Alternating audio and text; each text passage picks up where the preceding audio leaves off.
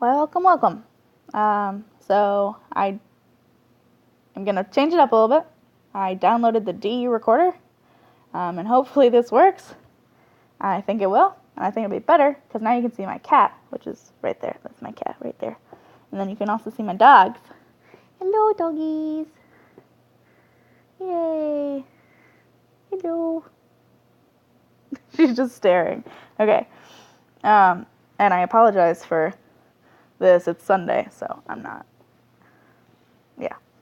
So, let's talk about gas laws and gas stoichiometry. These first couple slides are what your presentations are on. So hopefully we got a good foundation on that. And then we can just kind of this is kind of like a review. So, the first one, Boyle's Law.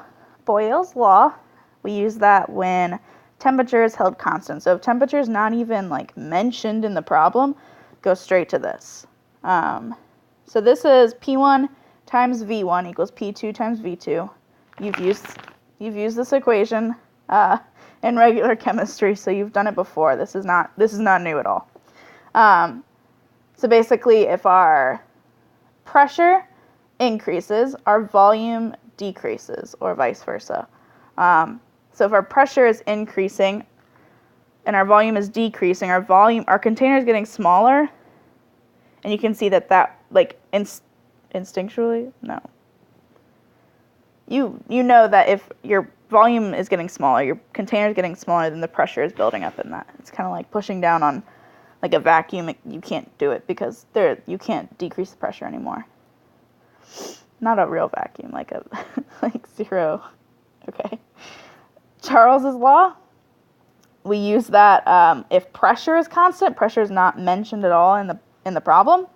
So if pressure is still held constant, you can go straight to this equation. V1 over T1 equals V2 over T2. Just make sure your temperature is in kelvins. For the other ones, it doesn't matter what your units are. Like for pressure and volume, you can use pascals or ATM or whatever. Just have to make sure that on both sides it is the same unit. That's it. But make sure temperature is in Kelvin, because we don't use Celsius in these equations. It's just, we never use it. So you may as well put it in Kelvin. The Gay-Lussac's law. This is when volume is held constant. So P1 over T1 equals P2 over T2. Again, make sure your temperature is in Kelvin. And yeah, so if our temperature is increasing, our pressure is also increasing. All right. Avogadro's law. So this is going to be for a gas at constant temperature and pressure. We're just looking at the volume in this case, and the volume is proportional to the number of moles of that gas at low pressures, apparently. So A is just going to be a proportionality constant. They're either going to give that to you, or you're going to be solving for it. V is volume. N is the number of moles. We use that N variable also in the ideal gas law. So it's nothing new here. Combined gas law is the one I always think of. I don't think of any of the previous ones. I always think of this combined gas law. It combines the pressure, volume, and temperature of a fixed amount of gas. So we're not talking about different moles of any gas. We're just one gas, and we're going to change either the pressure, volume, or temperature, or a mixture of those things from the first scenario to the second scenario. So let me show you here. So this is going to be scenario 1. This is scenario 2. And basically, one of these variables, maybe P2, might be missing, but we have everything else, and we'll just be solving for P2. It's just a simple solve for X kind of equation. Oh.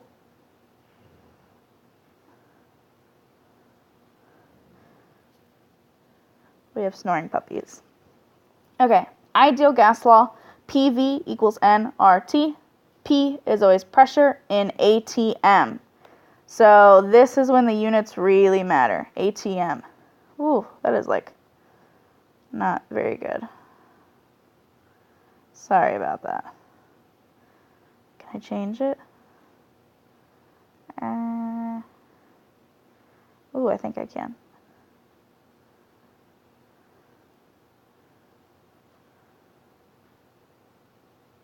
Hold on.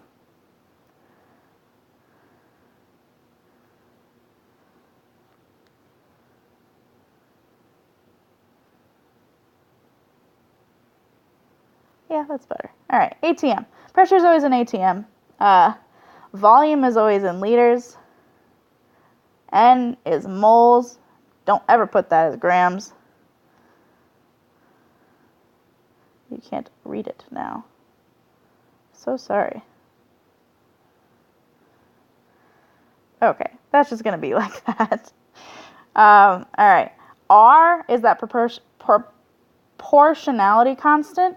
There are multiple ones depending on the pressure unit. So 0.08206 is the R that we use if we are in ATMs. There's one that's 8.21 off the top of my head, I don't remember, but that's for pascals. And there's different R's. They're on your reference table, I believe. I will double check though. I don't have one on me. T is always going to be in kelvins, just like it always is. So if we are using, so if they give us P, V, and T, or one of those is missing, and we have moles, that's when we will use this equation. So if they're either asking for moles or they give you moles, you need to go straight to this ideal gas law. All right. So let's do some examples. So for this video, if you feel like you can do these problems on your own, go ahead and try them.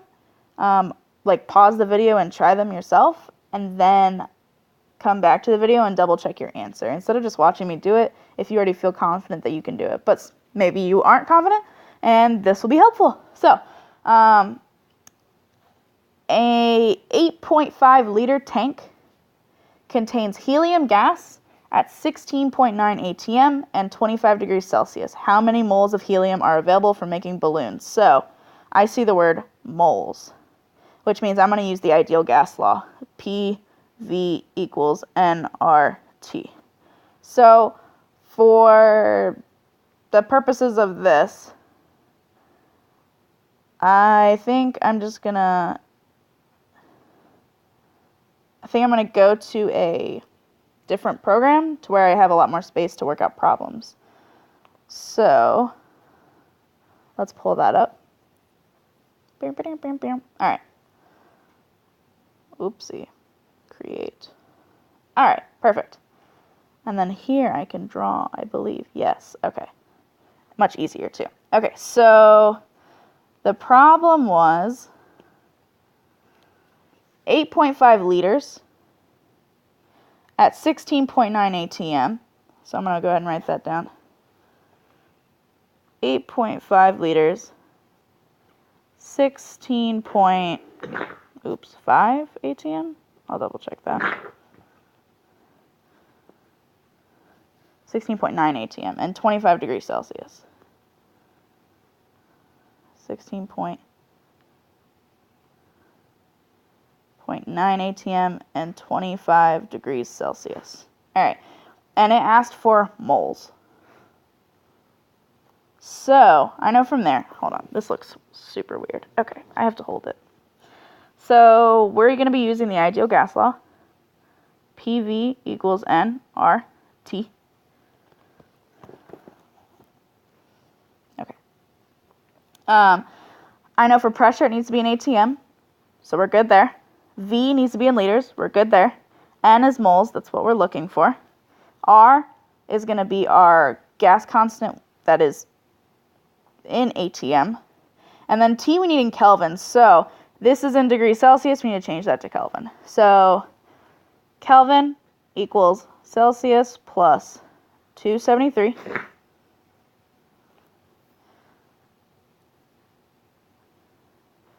Okay, so I was going to go get a calculator, but I'll just use my phone because it's easy. So I plugged in K equals 25 plus 273. My temperature is 298 Kelvin. So temperature. So now I can plug in my numbers. P was 16.9 ATM. Ooh, I'm going to run out of space. Okay, we're just going to... I don't want to clear all. Oh, we'll just go to the next page. Oops. This is going to be a process, I promise. It's okay, though. PV equals nRT. Pressure is 16.9 ATM. Volume is the 8.5 liters. Equals N, the moles that we're looking for, times our gas constant, 0.0888216.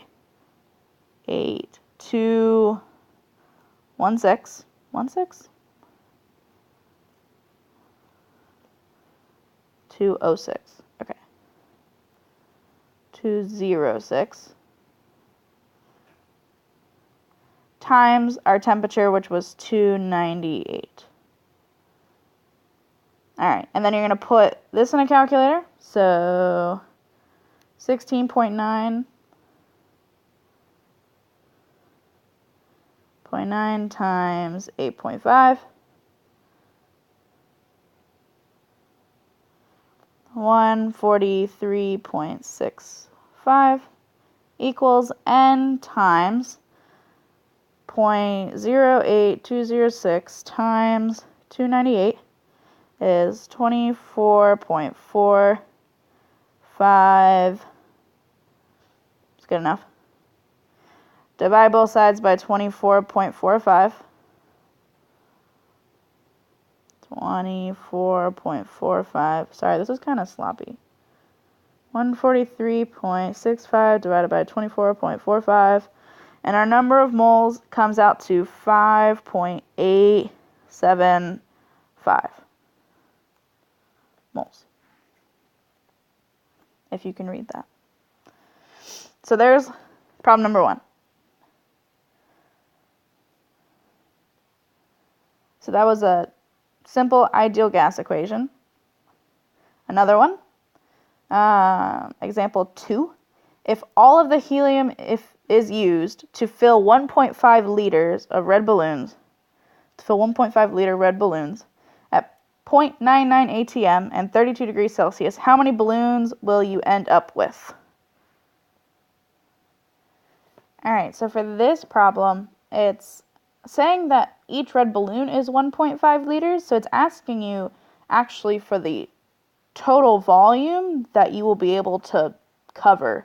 And you already know how many moles of gas, of helium there are. So you have moles, you have temperature, you have pressure. It's actually asking you for the volume in this equation. So what I'm going to do is write it all out, and then I will resume recording, and you'll be able to see the work. And I'll talk through it, but it's kind of hard for me to talk and write at the same time. So 1 second. Okay, so I did all the work. So with this helium gas that we already figured out, the 5.875, we want to figure out how many balloons we can fill. So first thing I did, I'm going to change, oops, nope, I wanted the red button. Okay, not that button.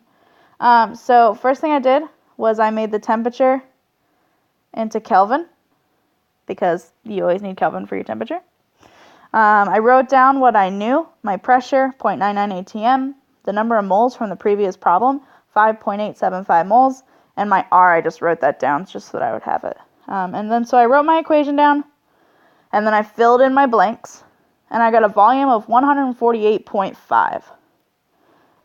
That's just how many liters total my volume will take up at that pressure, because the pressure actually changed from before. So now I have this volume of 148.5, and I want to figure out how many balloons I can fill, and each balloon is 1.5 liters, I believe. Yep, 1.5 liters. So if I take this number, 148.5 0.5, and I divide that by 1.5. 1.5. Do that on my phone. 148.5 divided by 1.5. I get 99 balloons. Awesome. So, that's that. Next problem for the ideal gas equation. An unknown gas is collected in a 850.0 milliliter vessel at 1.02 atm and 23 degrees Celsius. The evacuated vessel has a mass of 138.45 grams, and the vessel and gas have a combined mass of 140.12 grams. Find the molar mass of the gas. So, we have, let me get out my little pen here. We have volume, we have pressure, we have a temperature, and we have, honestly, it's actually giving us, in a way, the mass of the gas from subtracting 140.12 from 138.45. That'll give you the mass of the gas. And it wants to find the molar mass. Molar mass is just moles. Sorry. Molar mass is just grams per mole. I was doing that backwards for some reason. So, if we have the grams, all we need is the moles. Well, the ideal gas equation lets us find the moles. So we need to do PV equals nRT. So let me switch over. Oh. There we go. Okay. So we are doing PV equals nRT. My pressure is 1.02 atm. And that is in the correct units. 1.02 atm. My volume needs to be in liters, but it's in milliliters. So to change from milliliters to liters, all we do is we just move that decimal point. So 850.0 milliliters. King Henry died in space, drinking chocolate milk. I'm going from here to here, so I just move the decimal place 1, 2, 3 to the left.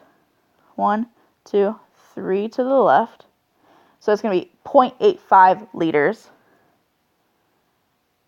0.85 liters is going to go for volume. 0.85 liters equals, moles is what we're looking for.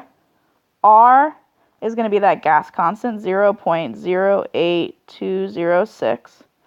And temperature is in Celsius on here. So we need to do 23. That's an ugly 2. Sorry. Technical difficulties. Okay.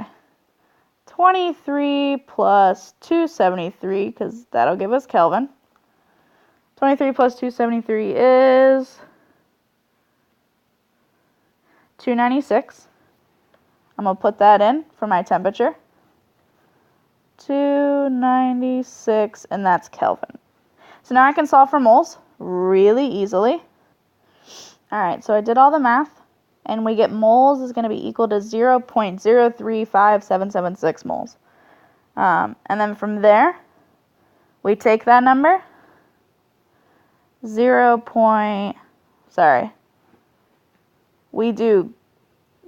trying to find the molar mass. So that's going to be grams per mole. So my grams is, we did 140.12 minus 138.45. The grams of the mass of our gas is 1.67 grams divided by our moles, which I got, never mind. 0.036.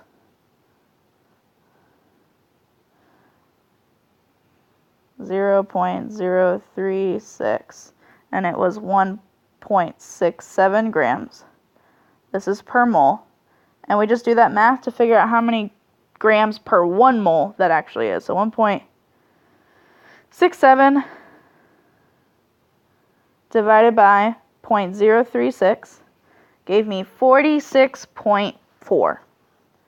46.4 is our molar mass. All right, let's move on.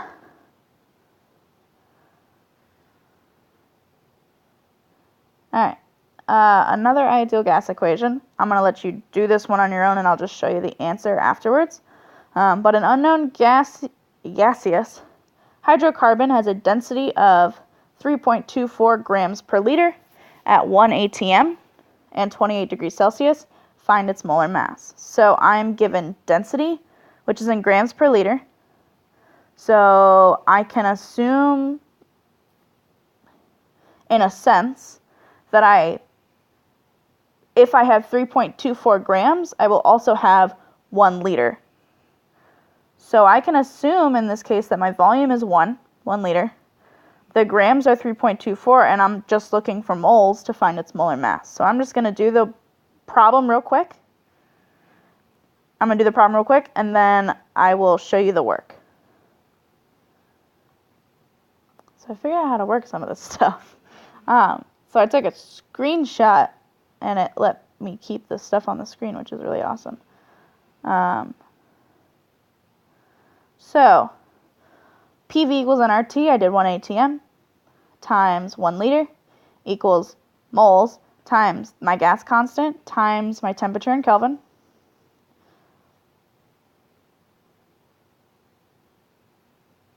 And I could probably go to that screenshot, yeah. And then you can see that my moles was 0.04. And then I did that 3.24 grams that I got from before. Multiplied that, or divided that by the moles, and I got 81 grams per mole.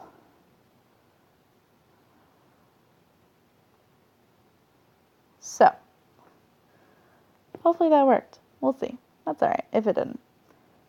It's just simple math. Alright, so let's keep going. That's the same thing. Okay.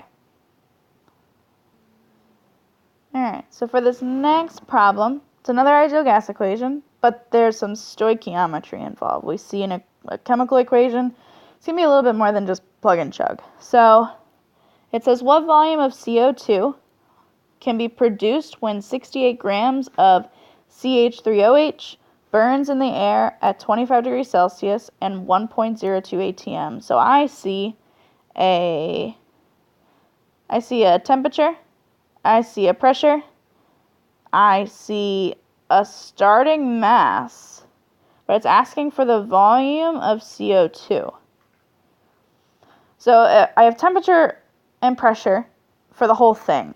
And it wants the volume of CO2, but it's giving me the grams of this. So obviously I need to use it for something. And it's saying the first step, find the moles of CO2 that are produced. Well, if I have grams of one compound, I can get easily to grams, moles, whatever they want of another compound through stoichiometry. So if I have 68 grams of CH3OH, I'm going to find the moles of CO2. I need to convert this to moles first. So I'm going to put grams down here, moles up here, and I'm going to figure out what my molar mass is.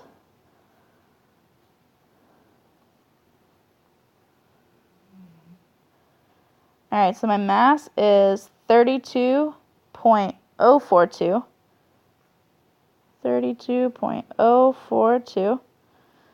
That's really small.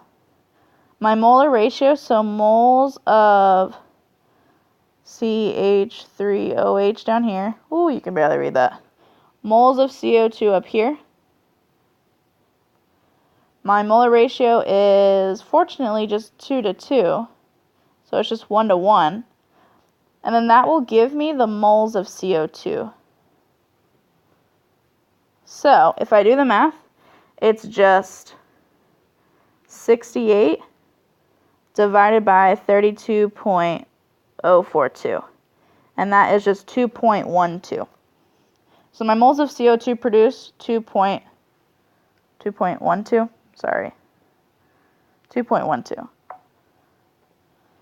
2.12 moles of CO2. So with 2.12 moles of CO2,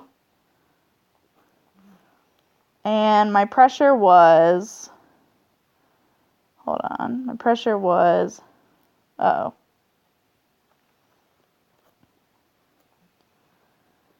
pressure was 1.02 atm. My temperature was 25 degrees Celsius.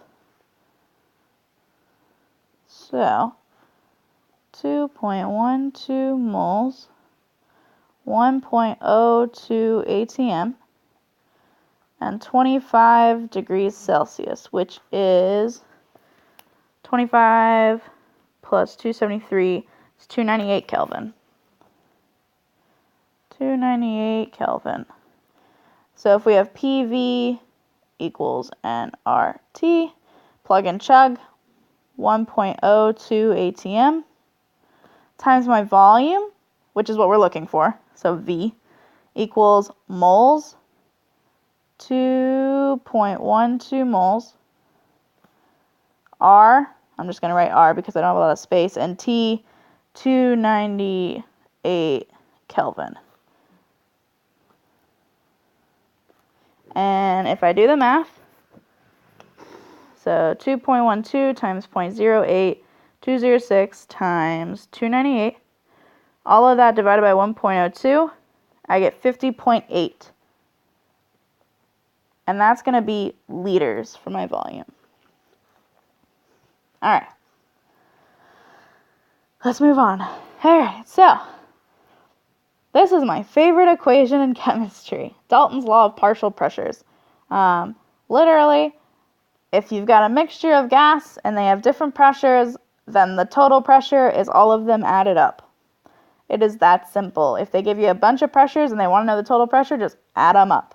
Or if they give you the total pressure and they want one of the random pressures, subtract it from the total. It's really that easy. So yeah, my favorite equation. So, All right, so first of all, let's take a brain break and look at dogs. So, oh gosh. Okay. Doggy. Oh, the doggy. They're super cute. Doggies. And there's a kitty. Alright.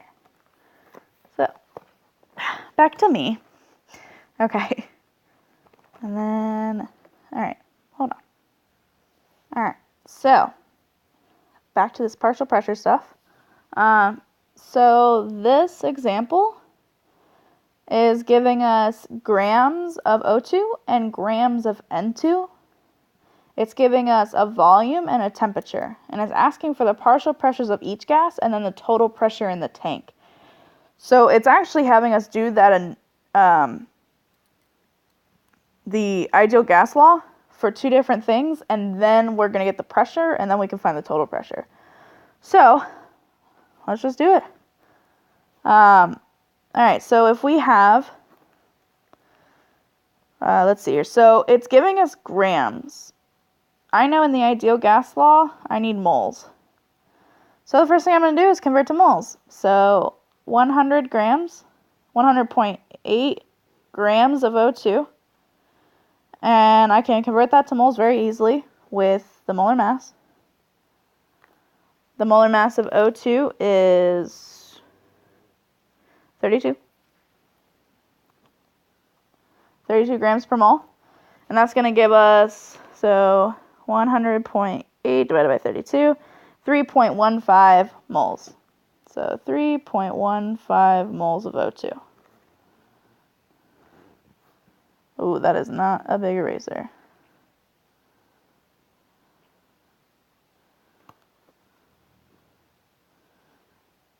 Okay.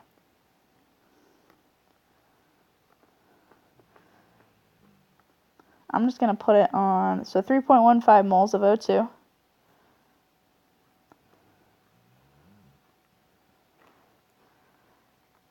3.15 moles O2. And then we've got 298 grams of N2. I can do the exact same thing. And the exact same thing, 298.8 divided by the molar mass for N2, which is 14 times 2. And we get 10.35 moles of N2. 10.35 moles of N2. All right, and then we've also got, 6 liters and 20 degrees Celsius. So volume is 6 liters and temperature is 20 degrees Celsius, which is 293 Kelvin. So I do my ideal gas law for, let's just do oxygen first. So PV equals nRT. We're looking for P, so that's just going to stay P. V is 6 liters. N, 3.15. R is our gas constant, and T is 293. We find that P for O2 is 3.15 times 0.08206 times 293. I get 75.7 ATM. Oh, I forgot to divide by 6. That's why.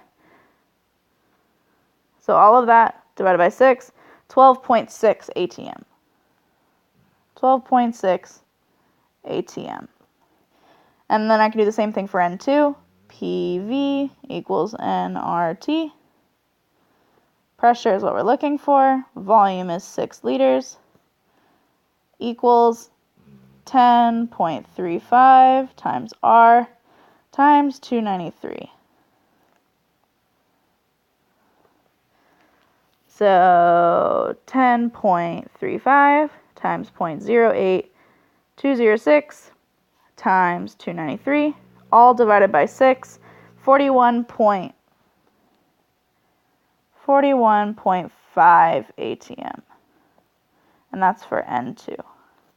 So those are our partial pressures. And to just get the total pressure, you add them up. So total pressure is 12.6 plus 41.5. 54.1 is your total pressure. All right. So we did that. We did that. We did that. All right. So as for this example, I am not going to teach you guys ice tables because we haven't really talked about equilibrium yet. So we will talk about ice tables at a later time, but definitely not right now. So just go ahead and skip over this example. We'll go straight to calculating mole fractions. So mole fractions are kind of simple in that it's kind of just like a percent. A percent of that, the moles of one thing compared to the moles of the entire thing, it's just like percent composition. So my dog is snoring. I don't know if you can hear it.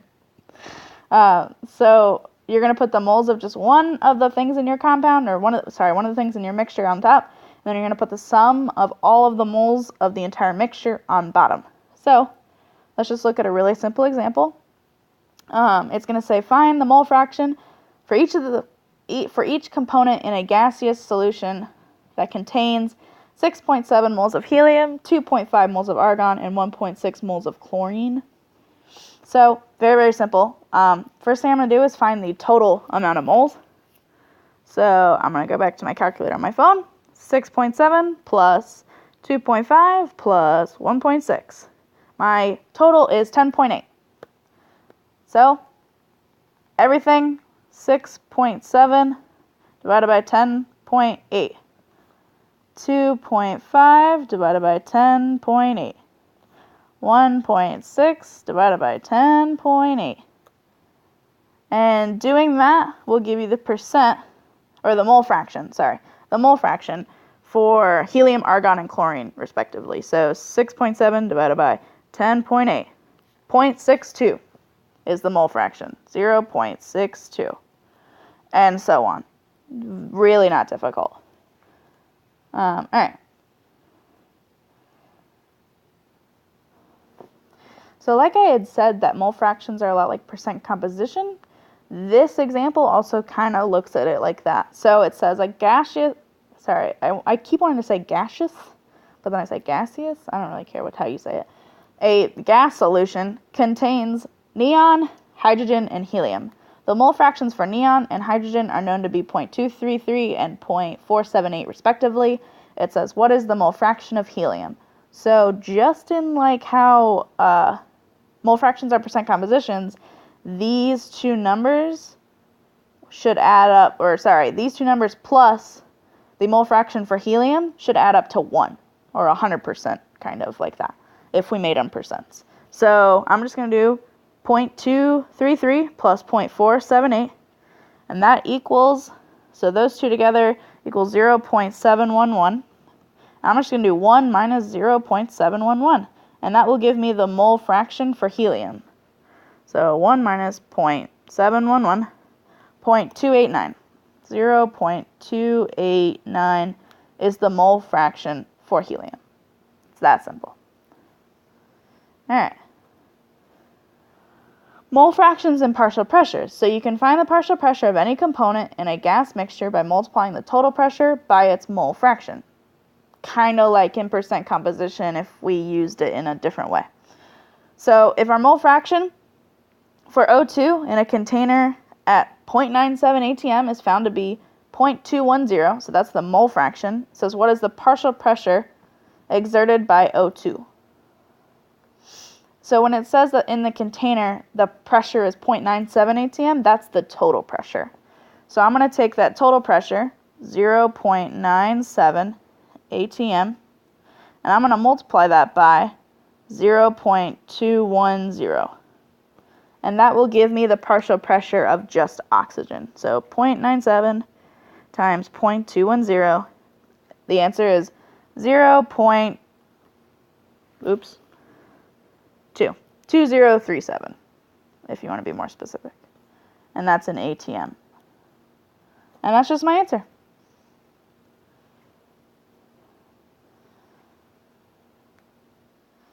So for this example, we're going to skip over this one too, just because it also has to do with equilibrium, and we have not talked about equilibrium yet.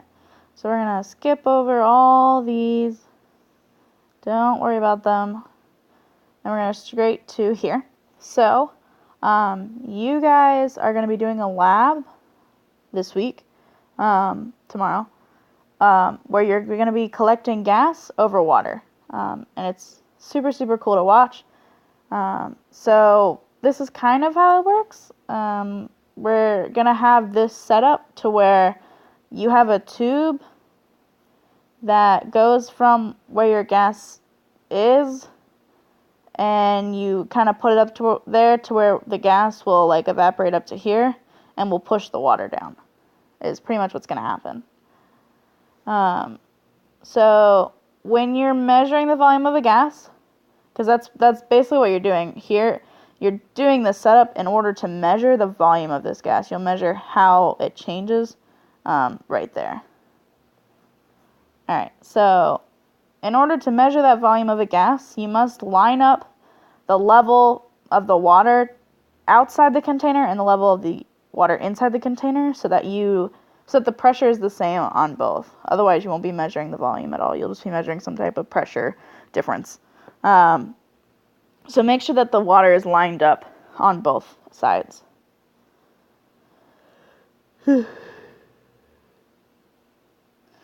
Alright, so we're going to do an example with this collecting gas over water. So you're going to see the actual math of it before you're ever going to do it in the lab, which is probably helpful. So in a reaction that produces O2 gas, 37.45 milliliters of gas was collected over water at 25 degrees Celsius and 1.01 atm. The vapor pressure of water is 23.76 millimeters of mercury at 25 degrees Celsius. And it says how many moles of O2 were collected. So that's what we're ultimately trying to figure out. It says step 1, convert the units to atm. So the water pressure needs to be an atm. So I'm going to do 23.76 millimeters of mercury, and I'm just going to Google to atm because I don't know the conversion off the top of my head. And I don't feel like that's right. Hold on. Alright, so it says 23.76 millimeters of mercury is also equal to 0.0313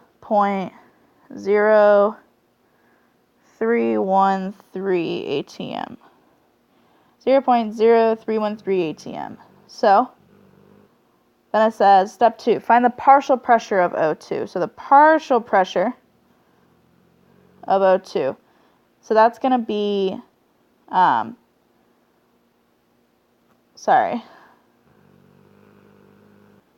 So if in the first slide, it said that the pressure is 1.01 atm, and I'm just going to subtract the water pressure from that to get the partial pressure of O2. So 1.01, right? 1.01 minus 0.0313, and I got the pressure of O2 being 0.9787 atm. Alright. And then from there, step 3, find the number of moles of O2. So my pressure of O2 was 9787 times V. V was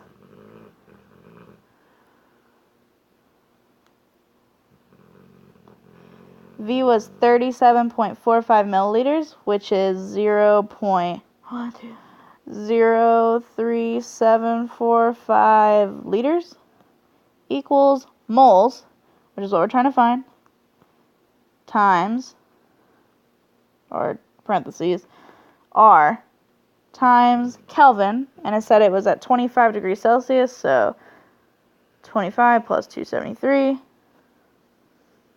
plus 273, 298. If I do my math, I get moles equal, so 0.9787 times 0.03745. Divide that by 298, and then divide that by 0.08206. And I got moles of 0.0015. And there we go. Alright. Gas density. So density, we've talked about, or you've talked about in length in many classes. Density is mass over volume. Density can also be the molar mass over the molar volume.